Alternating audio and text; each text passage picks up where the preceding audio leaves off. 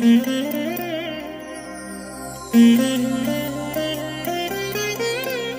దినం పరము నుండి దిగివచ్చు మాట. ఇది నీ జీవితానికి వెలుగుల బాట. నీ ఒడిలో ఉంచబడిన దీవెనల మూట, అద్భుతాల ఆనంద ఊట. జూలై 25. సంవత్సరమంతా మీరు బైబిల్ చదివి ముగించడానికి ఈరోజు మీరు చదవలసిన లేఖన భాగము ఉదయం 37 మరియు 38 కీర్తనలు, సాయంత్రం అపోస్తుల కార్యములు 26వ అధ్యాయము.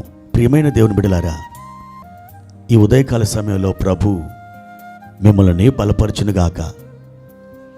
ఈరోజు ఏమేమి పనులు మీరు చేయాలనుకున్నారో మీ పనులన్నిటిలో ప్రభువారు విజయాన్ని ఇవ్వాలని మీకోసమై ప్రభు సన్నిధిలో ప్రార్థన చేస్తున్నాను.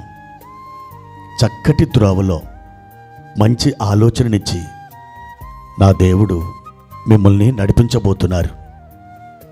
ఏ పరిస్థితిని బట్టి మీరు బెంగపడవద్దు, బాధపడవద్దు, భయపడవద్దు. ప్రతి పరిస్థితి ఆయన హస్తగతములో ఉన్నది. సమస్తం ఆయన వశం. ఆయన చేతులకు మిమ్మల్ని మీరు అప్పగించుకున్నప్పుడు తప్పకుండా మీకు మంచి జరుగుతుంది. కానీ కీడు, చెడు ఏమాత్రమును జరగదు. ఒకవేళ పరిస్థితులు కీడుకరముగా ఉన్నట్లుగా మీకు అనిపించవచ్చు, కానీ వాటి యొక్క అడుగు భాగంలో ఒక మాధుర్యం ఉంది, ఒక విజయం ఉంది, ఒక సమాధానం ఉంది. ఈ సంగతిని మీరు తెలుసుకున్న వారై ప్రభునందు మిక్కిలి ఆనందించండి.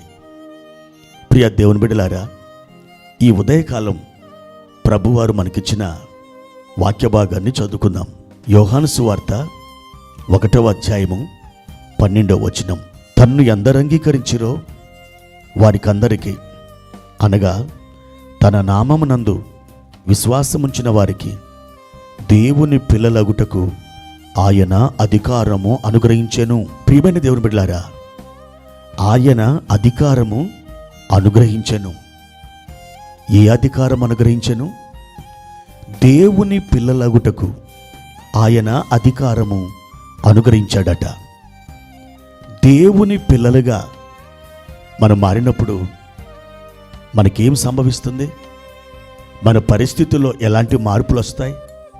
మనకేం జరుగుతుంది?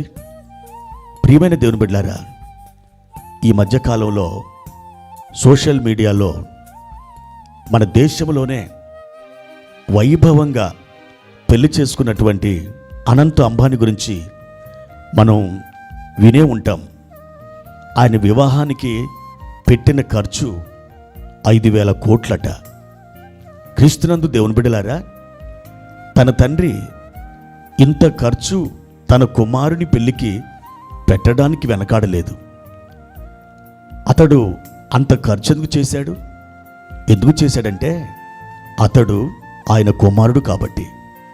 అయితే మరి మన పరలోకపు తండ్రి ఎంత ధనవంతుడు తెలుసా? ఆయన ఆగర్భ శ్రీమంతుడు. సమస్త సంపదలు ఆయనవే. భూమి ఆయనదే, సముద్రము అందున్న సమస్తము ఆయనదే, ఆకాశము అందున్న సమస్తము ఆయనదే. నా ప్రియ దేవుని బిడ్డలారా, వెండి నాది, బంగారము నాది అని చెప్పాడు. ఆయనకు మించినటువంటి ధనవంతులు ఎవరు లేరు. అయితే ఆయనకి మనము పిల్లలుగా మారినప్పుడు ఆయన స్వాస్థ్యం మన స్వాస్థ్యముగా మారుతుంది. ఆయన మహిమ మన మహిమగా మారుతుంది. ఆయన దీవెన మన దీవెనగా మార్చబడుతుంది. ఆయనకున్న సమస్తంలో మనం పాలిభాగస్థులమవుతాం. అవును దేవుని బిడ్డలారా, ఆయనవన్నీ మనవిగా మారతాయి. మనవి ఆయన తీసుకుంటాడు.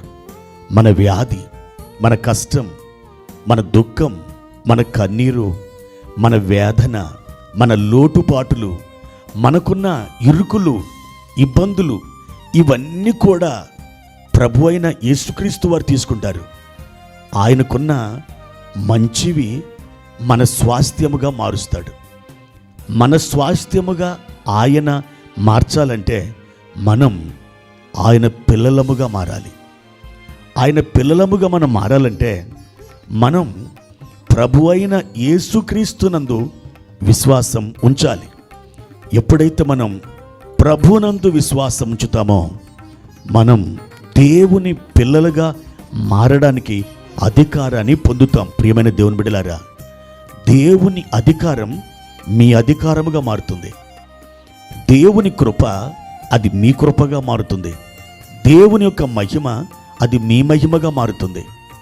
కాబట్టి ప్రియ సోదరుడా, సోదరి, ఆయన బిడ్డగా నీవు మార్చబడ్డావా?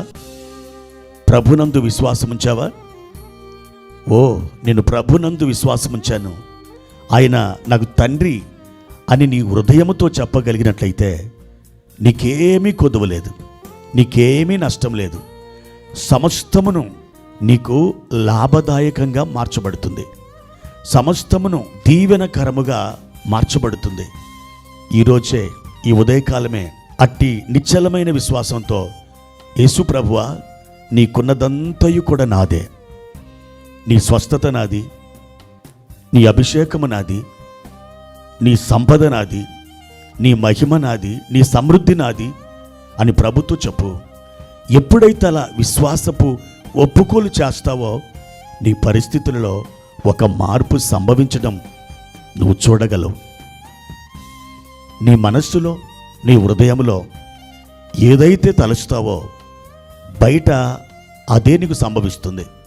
ఒకవేళ నీ మనస్సులో భయం, చింత ఉన్నట్లయితే బయట కూడా భయం, చింత అనేది నీలో ఇతరులు చూడగలుగుతారు.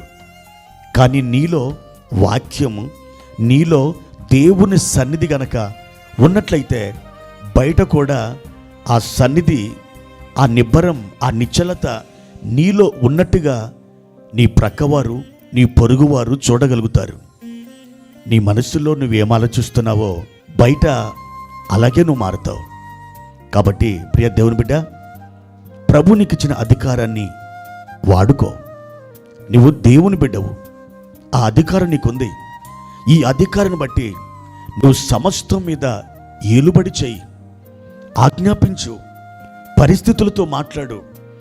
దేవుడు నిశ్చయముగా ఆ అధికారాన్ని నీ జీవితంలో స్థాపించబడడం నీవు కన్నులార చూడగలుగుతావు. అట్టి కృప దేవుడు నీకు దయచేయునుగాక. ప్రార్థన.